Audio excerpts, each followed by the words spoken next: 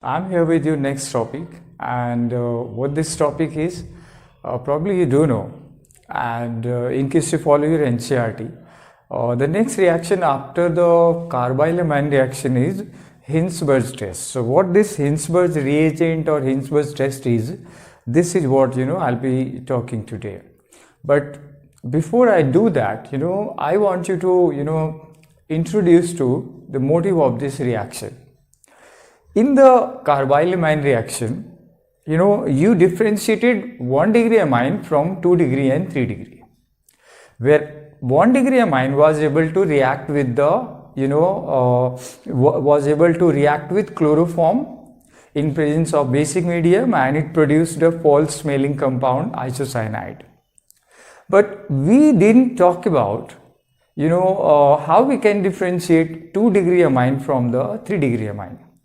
So now this is what the question is that actually brings you to this particular topic called Hinsberg's test, right? Because this test is way more effective than carbylamine test. Why? Because you can differentiate all 3 types of amines, 1 degree, 2 degree and even 3 degree, because the reaction is going to be in a different way, right? So what I'm doing right now, I'm doing a short method here, and then I'll describe the mechanism, but not right now, right? So I'm describing Hinsberg's test in a very short method.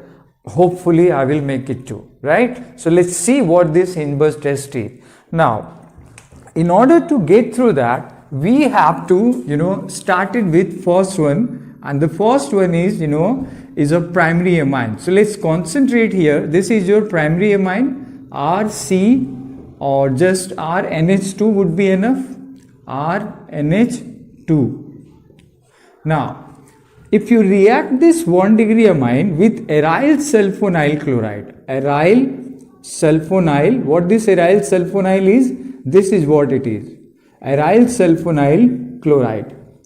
Then what you come across is that one of the hydrogen that is present here with the nitrogen is in a situation where this can come out and form HCl when the bond between H and Cl. So since it's going to be a short one, so let me do this very quick. So what will happen, this bond will undergo cleavage and this will form a negative ion, while this bond will break to form a positive ion. So there you have your byproduct, and that's going to be HCl. So HCl is your byproduct. Now what you need to do, you need to attach the remaining part together, right? So what you have now, you have R, you have N but has an H here, and with that you have sulfur, along with that you have double bond O, another double bond O, and finally you have the aryl group. So this is the reaction with the 1 degree amine,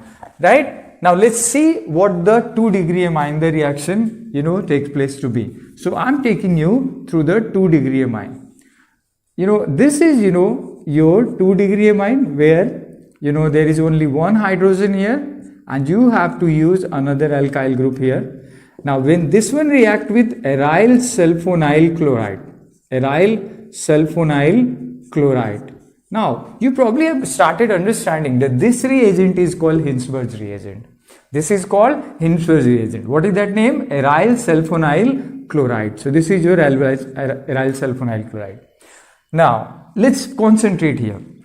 Again, what will happen, this chlorine will come out as a negative charge and this hydrogen will come out as a positive charge. So this will be again the reaction is taking place and it produces HCl, and along with that it produces also you have your R, you have N, but N is now bonded to sulfonyl group, S double bond O, and then you have aryl group here, and along with that you have no hydrogen left, right? Am I sure here? Let me check out. So you have Ar, that's okay, you have chlorine gone, you have hydrogen gone. So this is what happened. Yeah, there was a alkyl group here. So this is the product of the 2 degree amine. Now let's see what is this 3rd degree amine is about. So this is your third one. Now what you have to do, you have to take a 3 degree amine. So this is what your 3 degree amine is. I'm not changing the R here, I'm just taking the same. So when this one react with aryl sulfonyl chloride, aryl sulfonyl, what sulfonyl is? Again, sulfur double bond oxygen and there is a chlorine. So what will happen? Now you can easily estimate here. The compound formed here, just concentrate. The compound formed here is it's something different here, but when you compare this one with the secondary, this is something else coming out to be. This is going to be something else. I'm coming to that, but let me finish this one. What will happen here, since there is no acidic proton, and since there is no acidic proton, and therefore there will be no reaction taking place,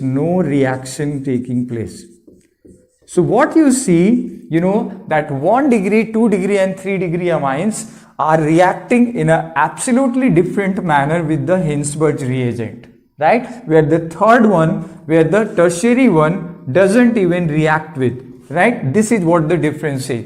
Now let me come back to 1 degree and 2 degree. See, the situation is here, this compound formed, in the first case, what happened when this one, is dissolved in a basic solution like KOH. This one is in a basic solution. What happened? This one dissolve actually. This one dissolve. But this compound in KOH, doesn't dissolve. Let me write this. This one does not dissolve.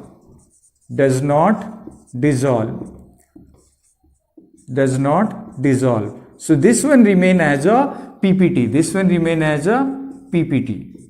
But here there is no product coming out to be. So this is how you can differentiate in a very simple and short way 1 degree, 2 degree and 3 degree amines when you react with the Hinsberg reagent. And what that Hinsberg reagent is? Aryl sulfonyl chloride, right? So the 3 types of amines gives a very different reaction with this Hinsberg reagent. So this is way more useful than the carbylamine test actually. So let's concentrate and see over here what I have done. So in case you have understand, what this whole process is about, you might be able to differentiate. So if there is a question in your exam, give distinction for 1 degree, 2 degree and 3 degree amine, this test is going to be most useful, and it's even better than the carbylamine, because carbylamine only differentiate 1 degree from 2 and 3 both. But this test differentiate all 3 in a different way, because the products in these 3 cases are coming out to be different. In fact, in the tertiary one, there is no product coming out. So this was your short method to describe this, Hinsberg's test. I would say I have to wrap up this right here, and see you in the detailed mechanism of this very reaction in the next lecture. Take care.